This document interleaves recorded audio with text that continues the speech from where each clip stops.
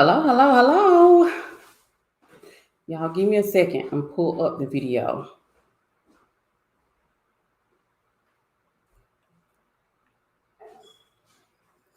Hello, hello, hello.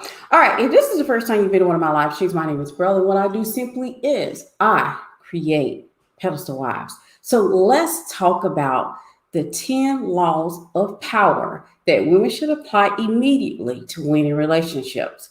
Now, these laws come directly from the 48 laws of power that my pedestal wife community is currently reading, but I decided that I want to do a mini series. Well, I'm not going to say a mini series because if this is received well, I will do more of these type of videos.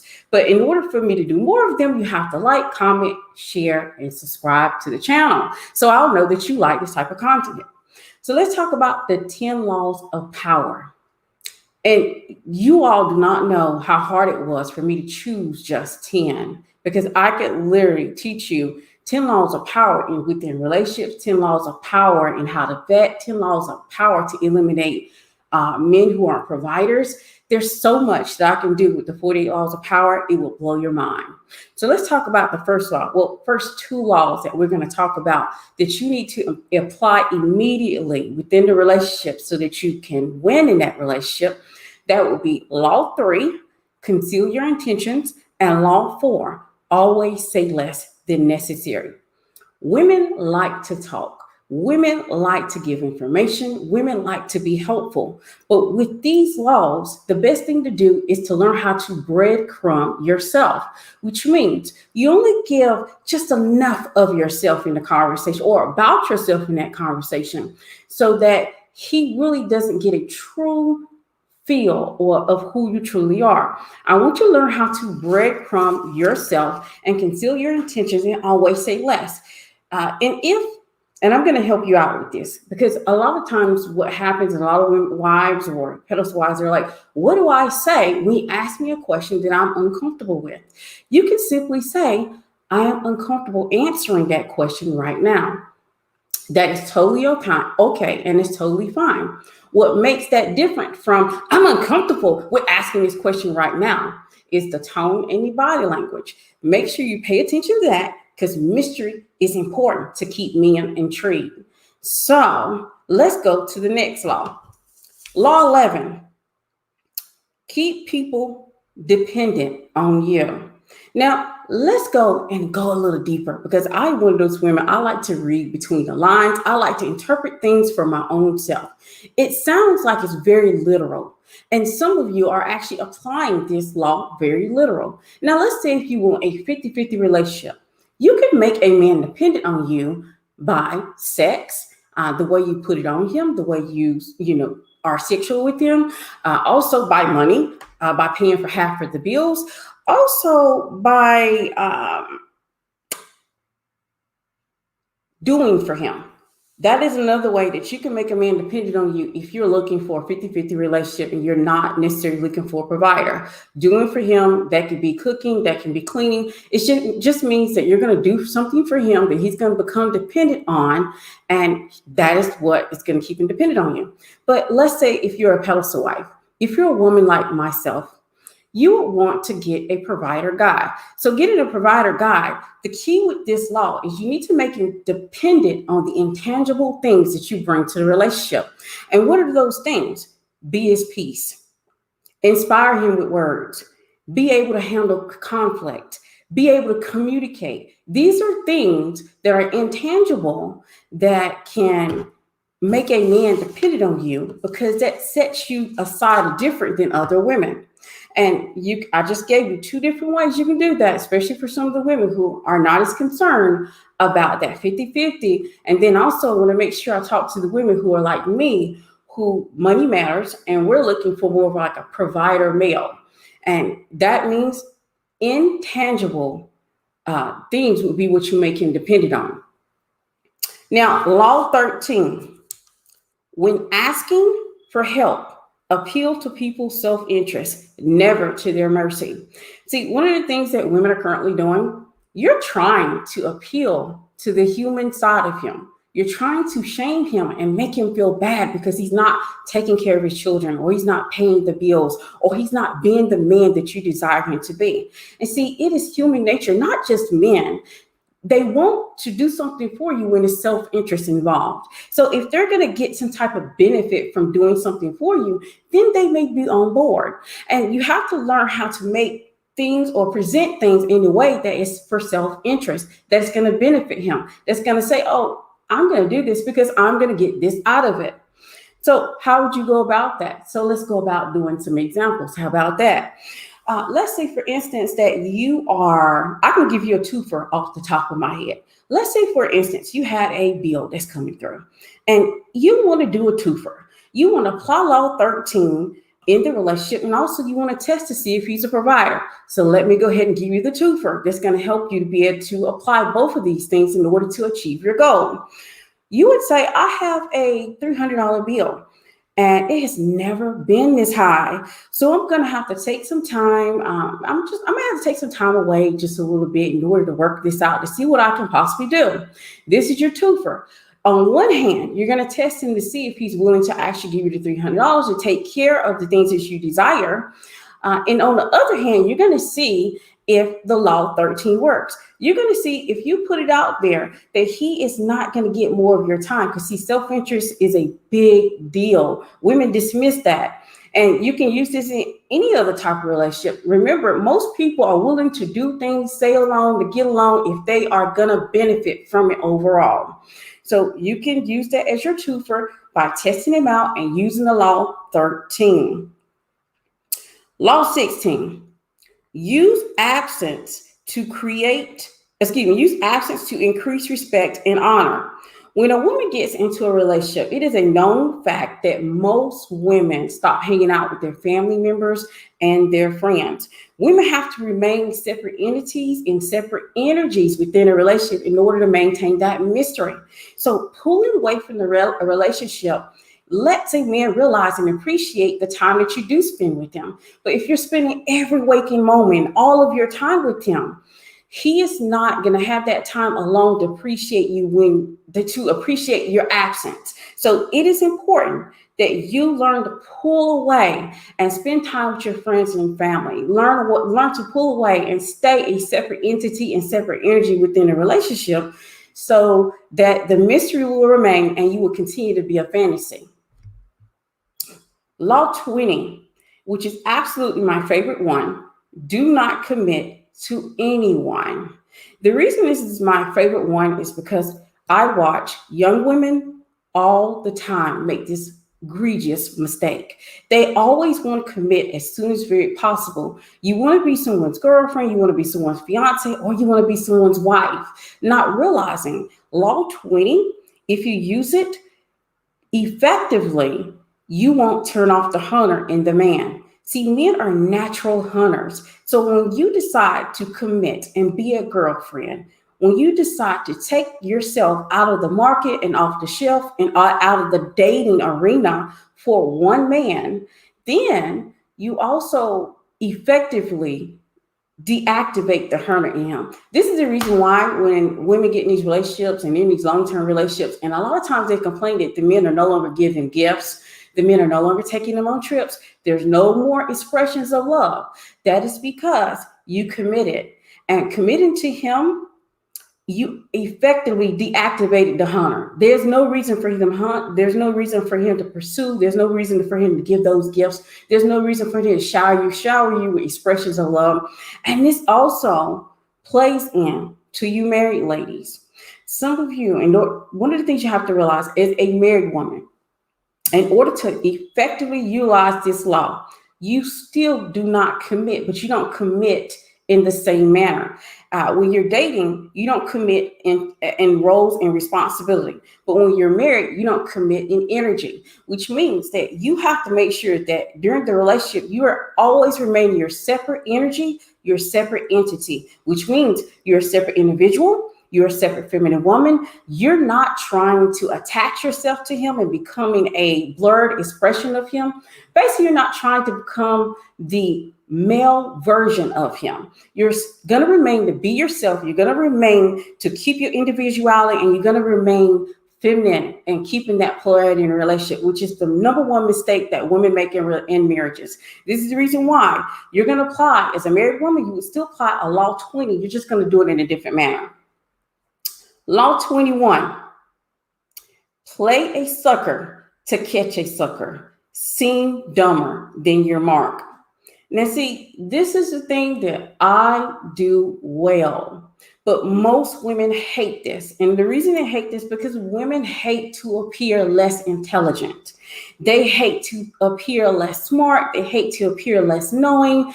They hate to appear like the dumb, ditzy girl, you know? And let me explain to you, this is the reason why some of you all get tricked and deceived. Because of the fact that if a person is sitting across from a person who is very smart, who is very intelligent, and they can tell these things, the representative stays a little longer.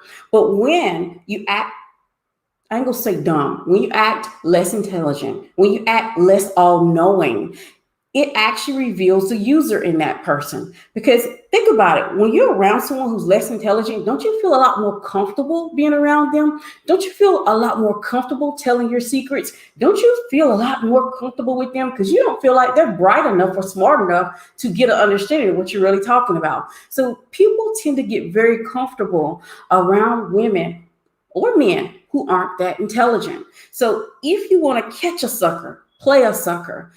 This way, it reveals the user in him very early on, and then you can dismiss him, eliminate, the vetting is over. But if you continue to act so intelligent, so all-knowing, so smart, 4 degrees, so successful, you can't catch the user because the representative is going to stay a little longer.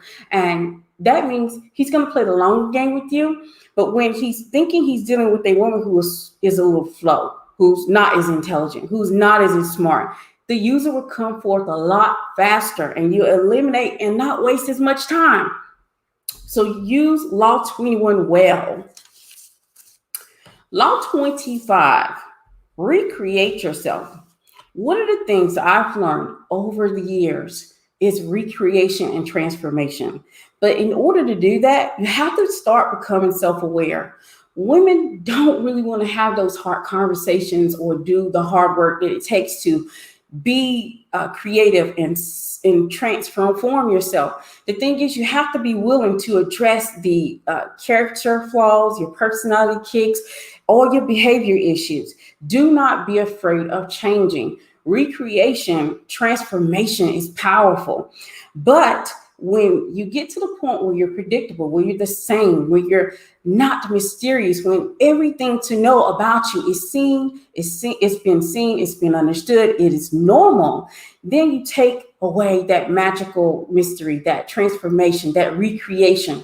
And ladies, it is valuable in a relationship, especially if you're going to do longevity, you want a long-term relationship, you want a happy relationship. Learn to become self-aware so that you'll know to recreate and change your image and work on the things that's going to be able to give you the things that you desire in the relationship or just overall in life. It's a good rule of thumb to have, even in your real life, even if it's not for a relationship, to learn to recreate, learn about the things that you need to be and self-aware so that you can recreate, you can transform, you can work on those character flaws, you can work on those behavior issues, you can work on those personality kinks that are holding you back in certain areas of your life.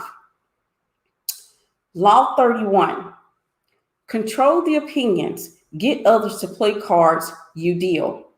Learn how to give men choices. It's very popular currently for women to try to take choices away from men. Women want to figure out how to not give him a choice. Now, I'm not saying that it's a bad thing not to give him choices, but I think it's a horrible idea to make him realize that his choices are being taken away. This is the reason why one of the choices, one of the techniques that I use all the time, and I've talked about this in our PedestalWife community and our private community, is called binding. Binding is a manipulative tactic that you can use to give a man the idea or the presence of mind to believe that he's getting a choice when he's not necessarily getting one. What you're doing, you're going to give him 2 choices. And both of those choices are going to be a choice that you are okay with it. Both of those choices are going to give you the upper hand. Both of those choices are going to help you to win in a relationship, but you have to learn how to make it effective, and he can't see through the tactic. Okay. If you're in the feminine pedestal wife course, if you've already purchased that course, it is in the feminine power section of that course. It's going to teach you how to create a great bond. Now, I don't mind giving you one example of that, but the teaching is in the course and how to do it effectively. All you would do, this is an example of a great bond. This means it's a word in a trap. This means no matter what he chooses, I still win. If I was to tell him we can meet at 5 or we can meet at 2, that is a bind. That is either choice that he picks, he still feels he gets a choice, but I'm still going to win regardless of which one he picks because I chose which time we're going to meet. That is an effective bind. Learn how to use it. Learn how to use it within a relationship so that you can win and empower yourself every single time. Law 32, play to people's fantasies. Now, when women hear fantasies, I think most women think about sexuality. Most women think about getting down and dirty. Most people think about sex. But when I'm talking about fantasies, I'm thinking about more along the line of being the dream girl. Figure out what dream girl is, on that man's horizon, and pay attention to that. Pay attention to the dream girl. Pay attention to the one he considers to be a dream girl. But in order to be that and play to his fantasies, make sure that you learn how to create an oasis in his life. Men love women who can be his light to his darkness, his desert to his storm, his beach to the desert. Men love those type of things. And since playing to a fantasy is not exactly sexual, I don't want you to look at it as being in that manner. I want you to look at it as though thinking about being his oasis, being his peace, being his light to his darkness, being his beach to his desert, being his happiness to his sadness. Figure out how to play to his fantasies in that type of woman and emulate those. Emulate the characteristics of that woman. Emulate those things to empower yourself and be so that he will be attracted to you. Law 37, create compelling spectacles. Now, this is one that we had a very good conversation with on Wednesday night with the PedestalWife community. Create compelling spectacles. I think we've gotten so far away from what men like and what women desire in relationships that we don't even realize that back in the day when you're in high school, boys back in the day, they used to love it when women, the girls would take on their little jackets for sports. They would sit here and wear their number. You would see the girlfriend, she would have his entire number on her shirt or somewhere on her body, celebrating and just, being his little cheerleader on the sidelines. This is very powerful because it creates imagery and creates symbols. This is something that you can use in relationships also. Think about back to that time when you're a little high school girl and your boyfriend allow you to wear his jacket, or your boyfriend allow you to wear his ring, or your boyfriend will give you something of value or something he wants you to wear to symbolize that you were his girl. And you need to apply that in relationships currently. It still stands today. There are still men who absolutely value their last name. They're proud of their last name. They're proud of their bloodline. They're proud of their family members. Taking the time to understand their last name and what the accomplishments are attached to it, understand the bloodline and how deep it goes, and just giving him praise to that bloodline or to that last name is something that you can use in that relationship. Also, taking the initials or colors, if usually men that are value, they might even have something that simple as a heirloom, maybe his initial on, maybe it's something that's passed down from his father from generation to generation. Pay attention to those things because that's important. A lot of times the initials are connected to colors too. And you can take those colors and you can actually, put those, you can use those colors to entice him because he's going to pay attention, especially if it's family creed or family colors or family initials. Pay attention to those things because you can utilize those things in the dating arena. You can take and wear that color, or you can take, now if you're in a relationship and it's been a long term in a relationship, he might actually like and be proud of the initials or something you wear his initials, or if you're wearing something of his. So keep that in mind. And there's a great example in the 48 Laws of Power of a woman doing this, of how she was so successful when she was older. She took the time to actually emulate a goddess and wear and act as though she was a goddess. And also she instituted a lot of his initials. And she used that, and then he ate it up. He loved it. He fell more in love with her. She was able to keep him on the hook, even though she was older, and he got older, of course. She probably even looked older, of course. But being able to use imagery and symbols in the relationships for it to play out in your hand is important. And with the Pedestal Wife community, we talked about this Wednesday night. And another thing that a Pedestal Wife also gave us the idea, and she talked about asking an important question about his favorite star. So asking him who is his favorite star, and then taking on and emulating some of the characteristics of that star, like maybe what colors that star wear. Depends on what he says. If he said he liked the way the woman dresses, or the way she speaks, or the way she moves, or even her body shape, take that in mind and use that and emulate those things into your own personality, own characteristics, so that you can get this man even more hooked by using Law 37.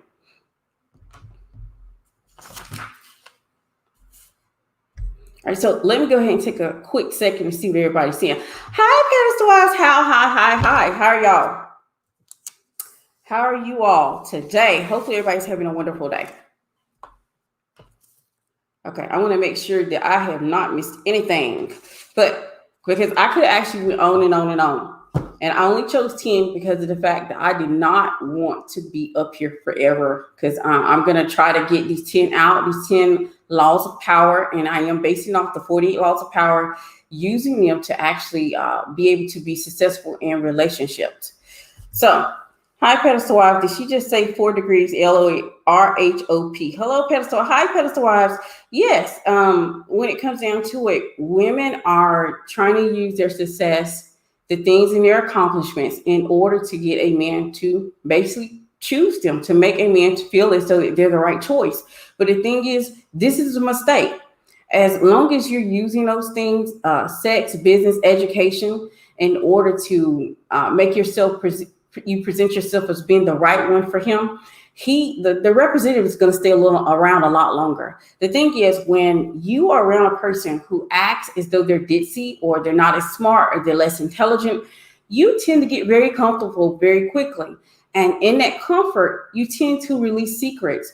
And a man who is knowing he's in the presence of a woman who's very intelligent, very smart, she's so successful, she has so many degrees, he is not going to slip up as quick. He's not going to tell himself maybe he was a criminal, or maybe he's sleeping around, or maybe he's doing all these things, but you won't find out until later on, when you don't wasted so much time in a relationship when you could have actually been somewhere else or doing something else. But then also that comes along the line when I tell you not to commit.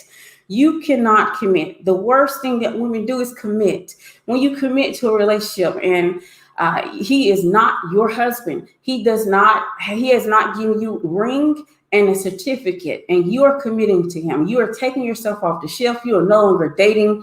You are a one woman show. You are only for that man. That is an issue, because as long as you deactivate the hunter, and then this is one time you don't want to deactivate the hunter. In the beginning of the relationship, you do not want to deactivate the hunter in that manner, because if you deactivate him, this is the reason why a lot of women are complaining about not being taken care of in the manner that started out in the beginning of the relationship. In the beginning of the relationship, he was wooing you. He was taking you on trips. He was doing all kinds of expressions of love. And he was doing those things because he didn't have you. You haven't committed yet. He didn't know where he stood with you in the relationship. Keeping that little bit of mystery, keeping that little bit being unsure in the relationship keeps the relationship viable, keeps the relationship moving and fueled in the right direction. This is the reason why married women can use the same tactics. You just don't use it in the same manner. Married women should never ever attach. You should always look for connecting with him to build your lifestyle, connecting with him to have children, connecting with him to raise in your children to make sure they have great characteristics.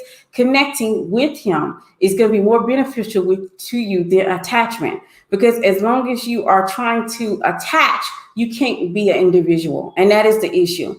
Wives stop being individuals. They stop being themselves. They stop going out with their friends and family. They stop having an opinion. They start just being the male version of him. If you've ever met that wife who's always talking about my husband, you ever met that wife that doesn't have any separate opinions than her husband, it is because the attachment process have already happened, and she's committed in that manner. That's gonna actually, later on, the relationship is gonna be a disaster. I meet people who are married all the time, and I meet these type of wives who have attached, and they don't have their own opinions. They don't even have, there's no separate energy in the relationship. So there's no polarity. So there's no attraction. So they don't even really want to sleep together because of those things. It's like, for him, it's like sleeping with another man. And this is the reason why you have to learn how to use these laws successfully, not just as a single woman, but also learn how to use them as a married woman.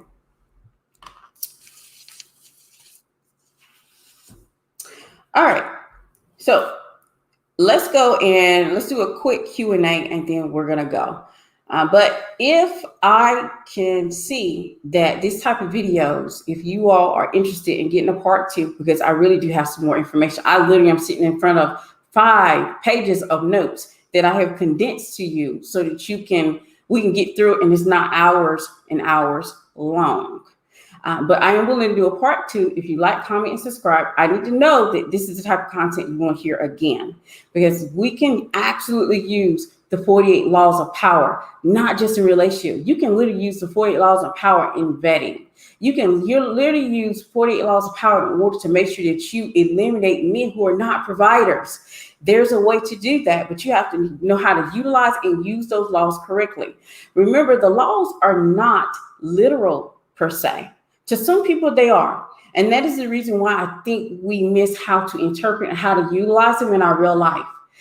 So if you want this type of content, like, comment, subscribe, share. Let me know also if you're watching the playback, leave a comment so I'll do a part 2. But you have to know how to become and play and be the fantasy. Being the fantasy is important, because being the fantasy is AKA being the dream girl, being the woman that is his oasis, being the woman that he feels is the safe place. It's a place where he can come to regardless of what's going on in the world. He wants to be able to come to the woman in his life to get peace. But what happens is women get very comfortable in relationships, and they start letting it all hang loose. They no longer work on their communication skills. They no longer have a support system, so they don't know to go and talk to their friends when they need to vent.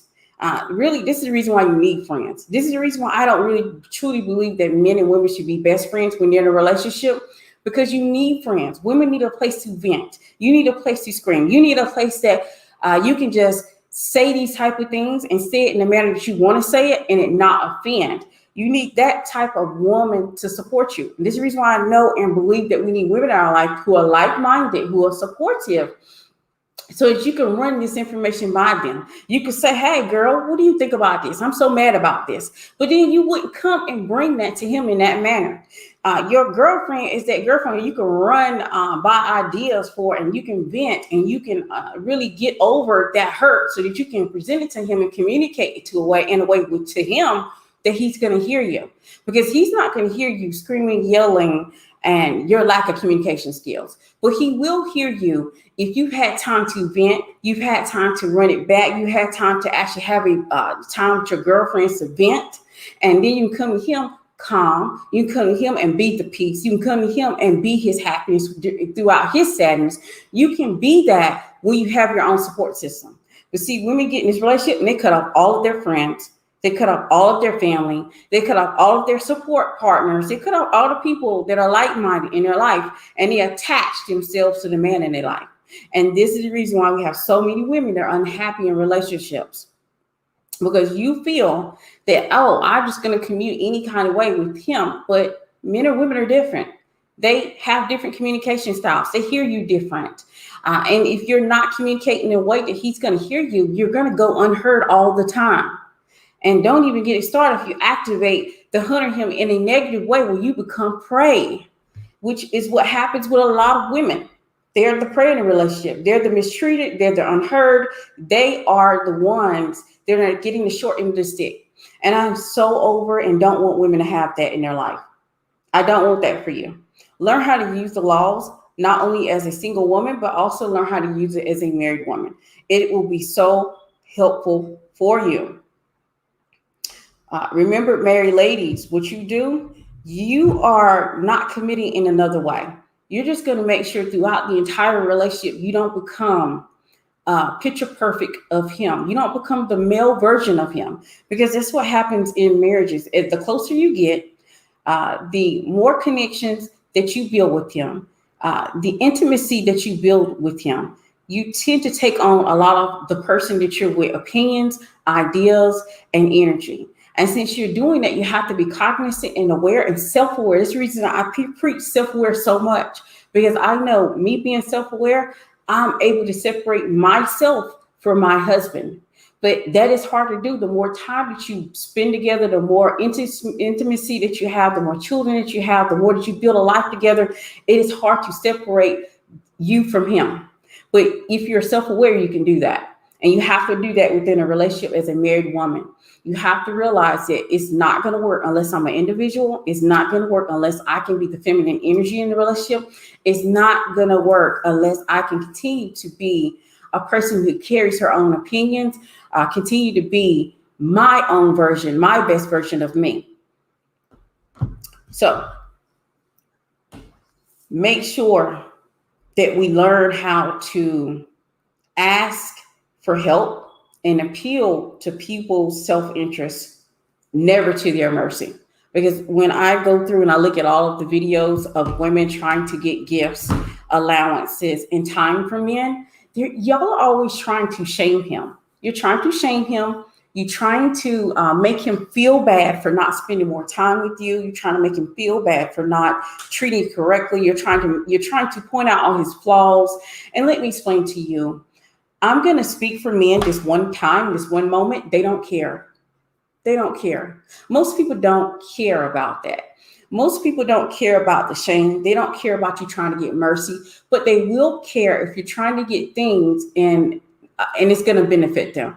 This is human nature overall, not just men. Most people are going to ignore you if you're trying to get it from the mercy of their heart, or you're trying to get it from shaming them. So if that is your tactic and you've learned it online, which I've seen a lot of you all are doing that, you're using that tactic because someone told you to make them feel bad or shame them, and they're going to give you or pay your bills, or they're going to provide you with gifts, or they're going to give you allowance.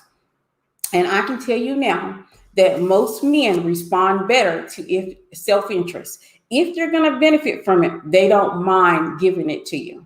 Okay. Now, as long as the relationship progresses, then you may not even have to concern yourself as much as with Law 13, because of the fact that you've been in a relationship long enough, and they may just go ahead and follow through regardless, right? As I know for facts. But I know that if you want to get something done, the best way is to appeal to somebody's self-interest. And in the beginning, while you're dating, you don't want to ever try to just lean on his mercy or try to shame him into doing something for you. The best thing to do is appeal to his self-interest. His self-interest in the beginning may just be your time. He may just like you. He wants to bang you. He wants to get in between your legs. He wants to sleep with you. So since he wants to do that, in his mind, the more time I spend with her, I can wear her down. So in the beginning, you can use time. And that's how you use it, his self-interest to get against him. And you would be like, well, hey, I'm super busy. I have all this, and this, and I'm going to have to spend more time away from dating right now because I have to pay this. This is getting out of hand. It's overwhelming. I can take care of it, but I'm going to have to actually spend less time going out, less time dating. And like I said, you got your twofer there. That's where you can test him to see if he's going to come through and take care of whatever you need taken care of. Also, you're going to be able to appeal to his self-interest because he wants to spend time with you. So the things he's going to want to do, he's going to want to sit here and give it to you, give you the funds, give you what you need so you spend more time with him. Because in the beginning, it's all about, most men believe that if they spend time or enough time with the woman, they have enough game that she's going to fall victim to sleeping with him. That is what most men's game plan is. Normally, y'all, men are not as complicated as most women think. They're very easy. They're very simple, actually. But that is the way you're going to use his self-interest against him, and also test to see if he's a provider. Test to see if he's willing to follow through. See if he's willing to make sure that you're good. So I just gave you a twofer there. Never be scared about pulling away. Never be scared about pulling away. Law 16 talks about the absence to increase respect and honor. This is the very reason why most women will not constantly commit to a lot of dates. They want to pull away. They want to make sure that in the absence, he misses you. In the absence, he's going to want to spend more time with you. He's going to want to do more in order to get your attention. He's going to want to send gifts. He's going to want to do expressions of love. He's going to want to do more because of the fact you're not constantly give him all your time. You're not trying to spend 24/7 with him. You have your life, you have your friends, you have your own, you're your own entity, your own individual. You're having fun and living life. And with absence, the heart grows fonder. That is the very reason why that expression is truthful, because of the fact in the absence, the heart grows fonder. So the more that you put on your plate and live your life, and let me explain to you ladies who like to try to fake it, don't fake it. I implore you, I advise you as a married woman myself, don't fake having a life. Have a life, because when it's time to implement the rest of the laws, you're just going to be trying to fake it till you make it. You're going to try to be, make things work when it's not going to work. And he's going to be able to see through the reason or, the lies that you don't have a life. He's going to be able to realize that you don't have a life. Really have a life, really have places to go, really have people to see, really have things going on in your life. So when you pull back and there's a sense of absence, the absence will make the heart grow fonder, and he'll want to spend more time with you. He'll want to actually have more expressions of love. But you can't do that if it's fake. Don't listen to these people who tell you just create fake stuff. And never dismiss. And I think this is also a great twofer. Compelling, Law 37, when it talks about creating compelling spectacles, this is a great twofer. Because let me explain to you. The men who absolutely play into like imagery and symbolism when it's connected to the last name, their bloodline, heirlooms, things that they feel that are valued that comes from their family and they're so proud of, their blood, sweat, and tears. Usually these type of men are men of value, are men of high value, men who have crests, men who have heirlooms, men who have a distinguished background, a distinguished bloodline. These men normally have money. These men normally have something to be proud of. And if you are a woman who doesn't disrespect that, don't disrespect the last name, don't disrespect the bloodline, don't disrespect the blood family, don't disrespect the heirloom, and be in all of those type of things, and be happy about those type of things within a relationship, it's gonna pique genuine interest. Because a lot of women these days dismiss those things. They forget the old days. They forget the old days when they were little girls and they used to sit here and wear their boyfriend's Letterman jackets. They forget the old days when they would sit here and wear their boyfriend's ring around their neck. They forget how men actually place value in those symbols. They place value in those things. And you shouldn't forget, because I'm reminding you here today that you can use these as a twofer. One way you can test to see if he has or is a man of high value. And also you can see if you can use the law and use it in your advantage in order to see, he'll see you as also a high value woman.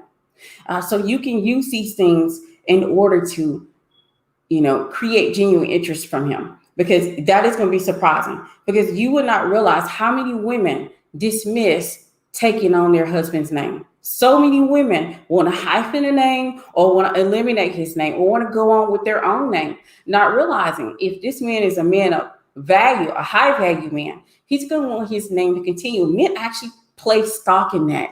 They absolutely, some of them, their bloodline is from distinguished, is wealth, is money behind the bloodline, that if you dismiss it, it's going to automatically turn them off. It's going to automatically, they're going to like, okay, you don't have an understanding of legacy. You don't have an understanding of the type of man that I am.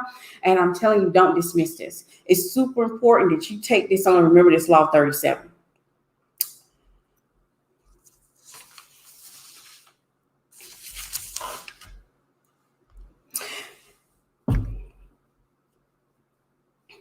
All right. Please do a part 2. Well, we're going to see. We're going to see. The women who watch the playback, leave me a comment too. I need to know, do a part 2, then I'll do a part 2. Because I literally can do multiple videos just based off the 48 laws of power. And I can do it not in just relationships. They don't care, and that's true. That's on everything. It's on everything. You don't know how many women I come across talking about, well, I don't want his last name. I'm going to keep my name. Okay. Well, then you automatically somewhat, you're pulling yourself out of the being chosen from a man of means. A man of means is not going to go for you not taking up his last name. I'm going to tell you that right now, because even I had that foolish idea. I was thinking, well, let me go ahead and hyphen my name. But my husband was like, my name means something. And that is when I started learning about the name thing and how important it is to men, especially if they come from a distinguished bloodline, they come from a distinguished family. They don't want to eliminate the name. To them, it's that last name is a sense of pride, and women don't understand what it symbolizes to a man. So when you decide you're not going to take on this last name, or you want to hyphen your last name, you can effectively remove yourself from being able to date high value men of wealth and men of means. And just like one of my PedestalWives reminded us when we had this conversation, if a man has a family crest, that's real money. That's real money.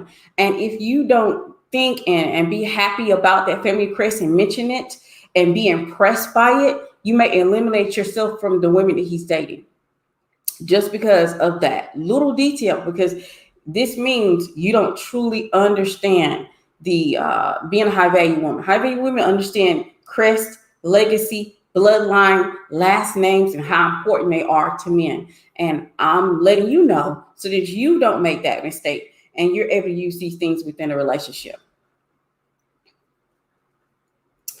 PedestalWife said, I think it all depends on what your busy is. Busy can simply mean you're at home painting your nails or doing self-care. You don't have to get into details about your business. Absolutely. But some women just be like, I'm busy, but they're not doing anything. And I don't want women to get used to just, seeing you're busy when you're not busy, because I want them to have a full life. I know the value of having a full life. I meet too many wives who don't have full lives. Their life literally is their husband and their children. They don't have anything outside of that. So they're really confused to why the mystery is gone for the relationship, why the attraction is gone for the relationship, why the conversation is gone for the relationship, why it's hard for them even to communicate anything within the relationship, because it's pretty much like you're dating him. You are him. You are a very good man. And this is what we have to eliminate within a relationship. I didn't want my last name. I know, right, sis? I know, right? Like when I realized how important it was, there was no more discussion on it. He didn't really have to actually say other than it was important to me. And then I started really, really being and discussing it with other men. And I realized that men are like, they really value their last name, especially if they come from a family of value. If they come from a bloodline that's distinguished, where they have accomplishments and they have a family, they have something they're very proud of. They don't want you to dismiss that last name. So all of this talk about the last name, remember Law 37, create compelling spectacles. And that includes the last name, that includes the heirlooms, that includes the colors, because it may even be just that serious West colors. It may even be that serious where a family has a certain creed and they have colors associated with it. Just think about the royal family. The royal family has colors that they have to wear. And if you are a woman who actually is going to be a part of that, you're going to have to assimilate. You're going to have to emulate those things. But we get women who don't understand human nature. They don't understand human nature. They don't understand men. So they don't understand how important these things become to them. Do not commit. I don't know how to say it in so many languages, in so many words. Do not commit to anyone. Do not commit to anyone. As a woman who is a single woman, if you're a single woman currently, do not commit to anyone. When you commit to him and you give up your ability to date, you give up your ability to date other men, you give up your ability to seek out a husband who may be suitable, you are deactivating the hunter in the man you're currently with. That is the very reason why women complain of not getting expressions of love, gifts, and trips. This is the reason why that man is not as interested in what you want and what you desire in a relationship, because he feels as though he has locked you down. He has you. You're his now. And he doesn't have to actually impress you. He doesn't have to give you gifts. He doesn't have to take you on trips. He doesn't have to give you expressions of love. You're literally giving and setting yourself off the shelf and making him loyal to a man who hasn't committed to you. So do not commit. And even once you're married, you're just not going to do the non-committal way. You're going to do the non-committed way differently. It's not going to be based off like being in that role or having that title. It's going more about being a separate individual. You're going to make sure you maintain your individuality. You're going to make sure you continue to maintain the energy of the feminine woman within a relationship so you can keep the polarity going. So it looks different as a married woman, but remember, all of the laws can be applied whether you're single or married. Keep him dependent on you. I implore and I suggest and I advise that women who are wanting provider energy, high masculine energy men, that you get a man dependent on the intangibles that you provide in a relationship. Do not try to do. Take the doing out of your vocabulary. Take the doing out of your skills. Don't try to cook him his favorite meal in order to get him dependent on you, because that's headed toward 50-50 relationship. Don't try to clean his house like his mama did. That is keeping or making you dependent on. That's going to make him dependent on you in a 50-50 relationship. Don't try to be overly sexual or try to bust it down or make him cry or do all these things that are sexual to get him dependent on you, because that is also leading to a 50-50 relationship. If you want to have or attract or be with a man who has provider energy, high masculine energy, you're going to make sure he's dependent on the intangibles that you bring to a relationship. This means his oasis, his peace, his light to his happiness, his light to his dark, his happiness to his sadness, his beach to his desert. You're going to be those things for him. He's going to be dependent on you being able to handle conflict. You're going to be able to communicate. You're going to be able to do these things to inspire him, to be his muse. These are all things that are intangible that you can make him dependent on you for. But when you do it in the other direction, which I've actually seen pages where they tell women to do it in the other way, get them dependent on sex, education, and money, those are going to lead you towards a man who's not a provider. That is going to lead you towards a man who does not have provider energy, who's looking for help, and who's looking for a 50-50 relationship. So always remember, when you're trying to create and have a man dependent on you want him to be dependent on the intangible things versus the tangible things that you do. Because there may come a time, a lot of women don't like to discuss or realize that sometimes women get sick. They have things happen in their life where they have to quit their job, or they have things happen in their life where they're too sick to cook and clean. And this man fell in love and dependent on you for those things. This is the very reason when those things happen, that man leaves. But that's a whole nother conversation. That's a whole nother video, right?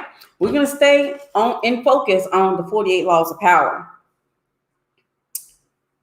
Get into the space where you are controlling the opinions of others and allowing them to play the cards that you deal. That is Law 31. Learn how to use it and utilize it well. Learn how to create binds, which is where either choice is a choice that you can live with, is a choice that you desire. So remember how to create a bind. If you don't know how to, I do that effectively, and I taught more of it in the Feminine PedestalWife course. That course is still available to you. I'll make sure I link it also so that you'll be able to access it, because sometimes I forget. I don't be thinking about courses or any of those things all the time. I think about information, how to get my women empowered and how you to win in relationship. That's what I think about majority of the time. So I never even think about the fact that I got courses that you can have that's going to get you and these understanding of these laws. But give a man a choice. Don't give an ultimatum, give him a choice. Make it appear as though he has a choice. Give him two things that he can choose from that would make him feel like he has a choice.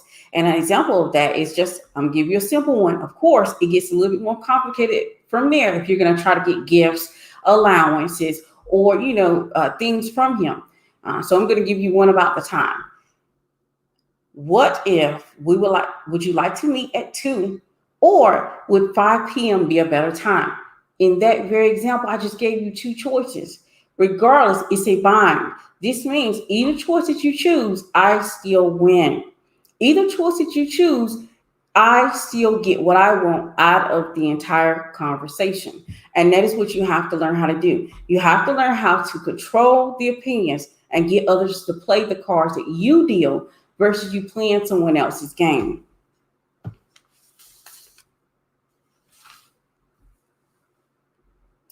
PedestalWife said, my dad told me to hyphenate my last name. I decided not to. He didn't earn that honor. Absolutely. PedestalWife said, when you say make him dependent on you, you're speaking about matters of the heart, the intangibles. We also must find his corkscrew as well as his arching heels, his weakness. Absolutely. I didn't bring that up because, like I said, I'm going to do a part 2. Well, I'm going to do a part 2 if it's requested. Because if it's not requested, I can just have these conversations in the private PedestalWife community. But if it's requested and enough people in the playback say, hey, we want part 2, I'll do part 2 and I'll bring that up. But we have to actually make sure that we use the laws effectively and use them whether we're a single girl or a married woman. You need to use the laws in order to get the things that you want out of life. The laws are only a way to give you insight into human nature. The thing is, when I talk about laws, guess what? They absolutely can be applied in friendships. They can absolutely be applied in family situations because it is human nature. This is basic psychology. This is a way for you to be able to have the upper hand in relationships so that you can win. And this is what I want you to do. I want you to empower yourself. If you haven't read the 48 Laws of Power, I implore you to do so. The PedestalWife community, we have at least 8 more laws to go over. This is the reason why some of them I didn't bring up. I didn't want to go over the laws that we haven't actually discussed yet, because I'm going to discuss them with you ladies first before I actually get online and finish up this series. But if we don't have any other questions, I'm going to go ahead and close this live stream out.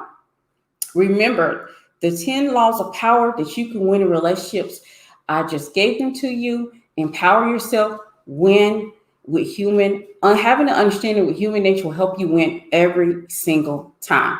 You need more than femininity in order to win in relationships. And these are the tools that I want you to have so that you can win. So I will see you all on the next one. You all have a great weekend. Bye.